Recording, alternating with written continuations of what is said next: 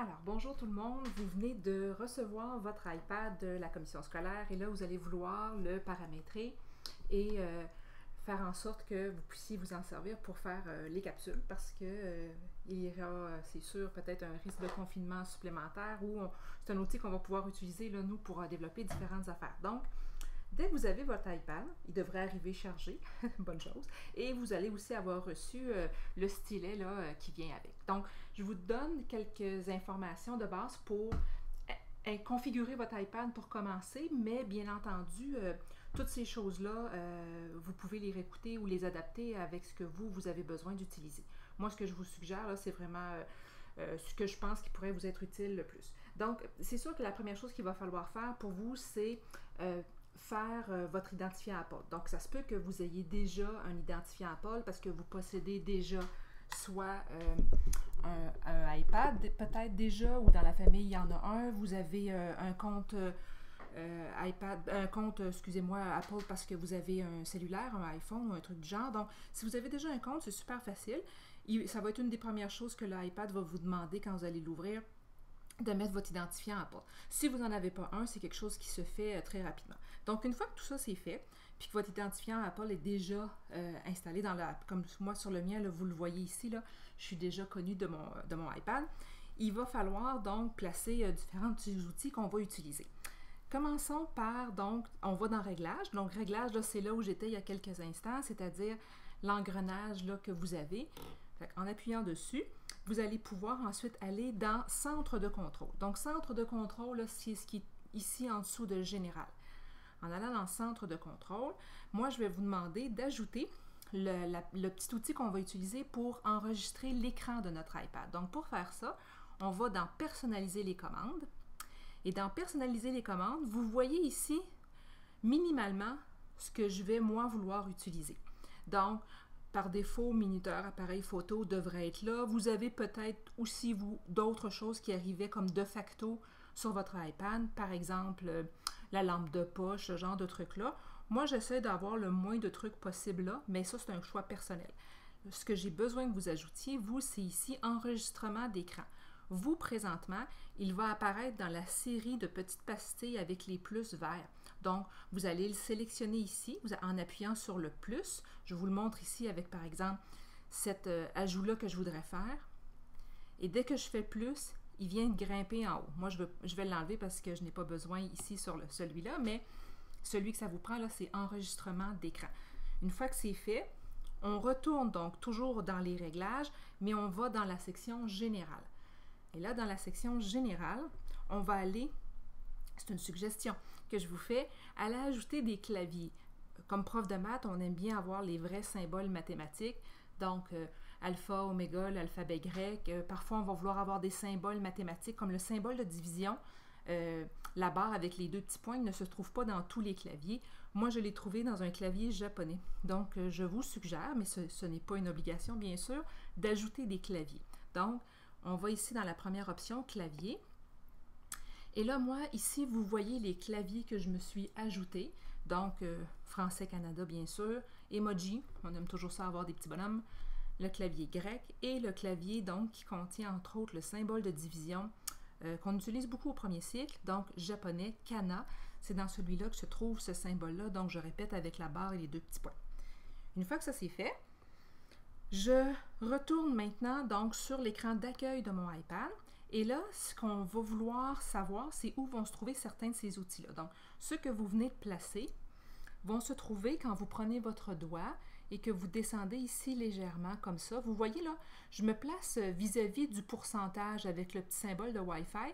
Je fais juste descendre doucement, puis cet écran-là ici apparaît. Donc, vous voyez qu'ici, j'ai la petite pastille ronde. C'est ça qui va me permettre d'enregistrer. Éventuellement, quand je vais vouloir faire une capture d'écran et d'enregistrer ma capsule, je vais appuyer là-dessus. Je vous le montre juste rapidement.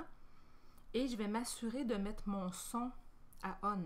Donc, pour activer ça, j'ai juste comme déposé mon doigt quelques instants. Ça a apparu. Je mettrai mon son à on. Et là, vous voyez, ça a apparu que c'est activé. Je pourrais d'ici lancer l'enregistrement de mon écran, ce que je ne ferai pas tout de suite, mais je pourrais le faire. D'accord? Moi, ce que je vais vouloir qu'on fasse, c'est aller placer le petit outil d'information qui va me dire si je peux avoir le pourcentage d'utilisation de mon stylet. Donc, il reste combien de batterie dans mon stylet. Pour faire ça, je prends mon doigt et je vais glisser comme ça de gauche vers la droite à partir de la bordure gauche de mon iPad. Je vous remontre. Je fais ça comme ça en partant de la bande noire. Et là, vous voyez qu'apparaissent ici différents outils d'information. Il y en arrive une certaine quantité de base là, quand vous recevez votre iPad. Moi, j'aime bien ça, l'adapter à mes besoins pour ne pas avoir trop d'affaires. Donc, pour faire ça, moi, je vais vouloir qu'on ajoute cette information-là, l'information batterie. Donc, pour faire ça, vous allez cliquer sur « Modifier » et là, il vous montre, toujours dans la section en haut, ce que vous allez voir. Donc là, vous voyez présentement que sur mon iPad à moi, je l'ai configuré pour voir ces choses-là. Mais je pourrais voir plein d'autres trucs. Et c'est à moi de dire ce que je veux avoir. Bon, ce sera à vous de voir ce que vous voulez mettre, mais je vous suggère surtout de vous mettre batterie parce que c'est comme ça qu'on va pouvoir avoir l'information de combien de batterie il reste en pourcentage sur notre stylet. Cette information-là peut être importante quand on veut faire une capsule puis on se rend compte qu'on n'a peut-être pas assez de batterie pour la faire au complet. Donc, vous allez l'ajouter comme on a fait tantôt avec un autre de nos outils d'enregistrement d'écran en appuyant sur le plus. Ça va grimper ici en l'air et vous allez avoir cette information-là. Une fois que c'est fait, vous faites OK. Et là, pour voir apparaître toutes ces informations-là, ce que vous feriez, c'est que vous enlevez le capuchon de votre iPad, de votre stylet, et vous le branchez dans votre iPad. Normalement, la connexion va se faire automatiquement, puis l'information va apparaître ici, là, que le crayon a, par exemple, 77% de batterie. Ça vous va? Et avec ça, vous auriez donc configuré la base de vos choses. Donc, pour faire nos capsules, c'est sûr qu'on va avoir besoin de certains outils. Moi, je vous suggère des outils. Il y en a plein d'autres qui pourraient être possibles selon votre façon à vous de travailler. Il faut respecter vos façons de faire, mais je vous en suggère quelques-unes.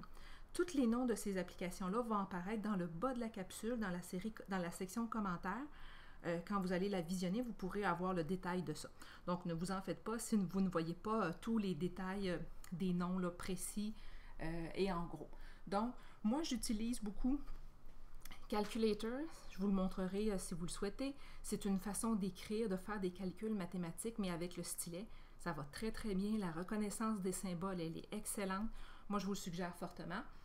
Desmos, parce que pour faire des graphiques, on en avait jasé l'autre fois, c'est vraiment super utile. Si vous avez la licence pour Amazon CEC avec l'utilisation des livres sur votre TNI, c'est super pratique d'avoir cette application-là aussi sur votre iPad. Bien sûr, NetMath, parce qu'on aime ça l'utiliser. On peut gérer nos groupes de là aussi.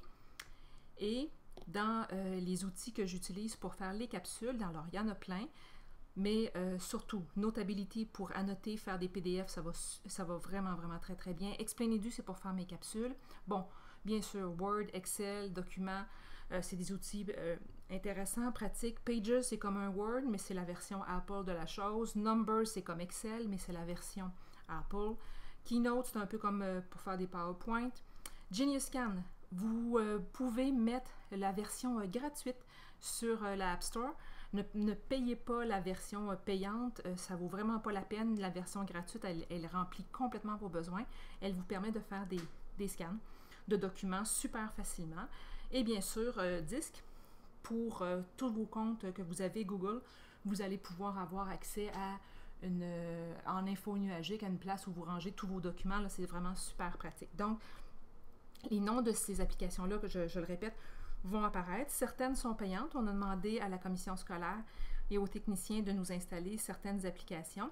Moi, j'ai déjà Explain-Edu, Notability, parce que je les avais déjà payées moi-même il y a de ça quelques années. Donc, je n'ai pas eu à attendre les techniciens pour ça. Vous devrez prendre contact avec eux par contre. Mais pour ceux et celles qui ont déjà payé des applications sur l'App Store et qui vont vouloir les utiliser parce que vous ne voulez pas les payer deux fois, là, une fois que vous les possédez, Apple vous permet de les mettre sur tous vos appareils. Donc, pour ça, c'est très simple. Vous allez dans le App Store, ici, l'icône qui est là, pour ceux qui ne sont pas familiers avec ça, et vous allez donc dans le App Store sur votre pastille qui vous identifie. Donc, elle se trouve ici en l'air. Ça, c'est mon identifiant Apple à moi. Et on voit que dans ça, bon, là, ici, vous avez l'information. Là, moi, j'ai d'accumuler là, dans ma banque de réserve d'achat là, à 94 là, que j'ai encore disponible pour acheter des trucs. Je peux aller voir mes achats précédents. Donc, je clique sur Achat. Et parce que mon iPad, il est connecté à mon identifiant APA, bien, je vois toutes les applications que je possède et que j'ai déjà payées ou achetées. Même si elles étaient gratuites, elles apparaissent toutes là. Donc, si vous avez déjà une application que vous aimez beaucoup et que vous voulez la réutiliser, vous ne la payez pas 3 fois, ce que vous faites, c'est tout simple. Vous voyez les petits nuages ici. Tout ce que vous avez besoin de faire, c'est d'appuyer sur le nuage et cette application-là, se mettre sur l'iPad. Donc, moi, je possède, par exemple, ici, l'application là, pour la Pizzeria 900 pour pouvoir me commander de la pizza en ligne. Donc, pendant le confinement, ça a été pratique. Fait que je pourrais la mettre sur ce iPad-là. J'aurais juste besoin d'appuyer sur le petit nuage et elle se mettrait sur le nouvel iPad. Si j'avais un nouveau iPhone, je pourrais faire la même chose. Parce qu'il sait que j'ai déjà payé pour l'application, il me la mettrait aussi. Donc, ce sera à vous de voir quelles applications que vous possédez déjà, vous voulez utiliser. Je vous suggère, parce qu'éventuellement, vous allez vouloir peut-être partager vos capsules sur YouTube. Donc, YouTube Studio, de la mettre sur ce iPad-là. Microsoft Teams, bien sûr. Bon, il y a différentes applications là, qui vont vous être utiles puis que vous connaissez déjà, donc que vous pourriez utiliser.